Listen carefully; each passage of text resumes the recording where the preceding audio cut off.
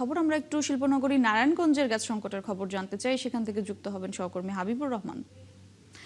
Habib, gas সংকটের ভোগান্তি আসলে কেমন দেখছেন? শহরের যে গ্রাহকরা রয়েছেন তারা কি বলছেন? এছাড়া যেহেতু নারায়ণগঞ্জ একটি শিল্পনগরী, শিল্প প্রতিষ্ঠানগুলোতে আসলে সংকট কতটা প্রভাব ফেলেছে জানাবেন।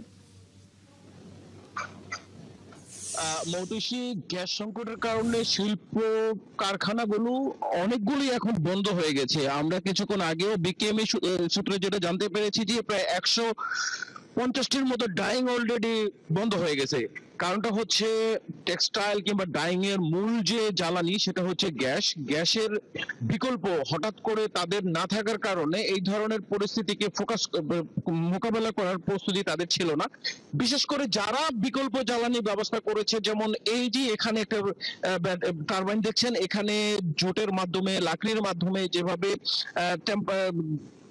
উৎপন্ন করা হয়, টেম্পারেচার দেওয়া হয় এবং যেখানে এই ডাইং এবং ফ্যাক্টরি চেইন চালানো হয়, এই ধরনের ব্যবস্থাপনা যাদের নেই তারা আসলে খুবই দুর্যোগময় অবস্থা পড়ছে বলা যাচ্ছে। এরকমই তারা আমাদেরকে বলেছেন যে এই ধরনের পরিস্থিতি যদি খুব সহসাই সমাধান না হয় তাহলে আসলে সামনে গার্মেন্ট শিল্পের মধ্যে ব্যাপক একটা সমস্যা হওয়ার সম্ভাবনা রয়েছে। তারা বলছেন যে তাদের যে বিদেশি বাইরের যে যত যে অর্ডার রয়েছে সেই অর্ডার গুলোকে ধরে রাখা তাদের জন্য এখন বড় চ্যালেঞ্জ হয়ে গেছে।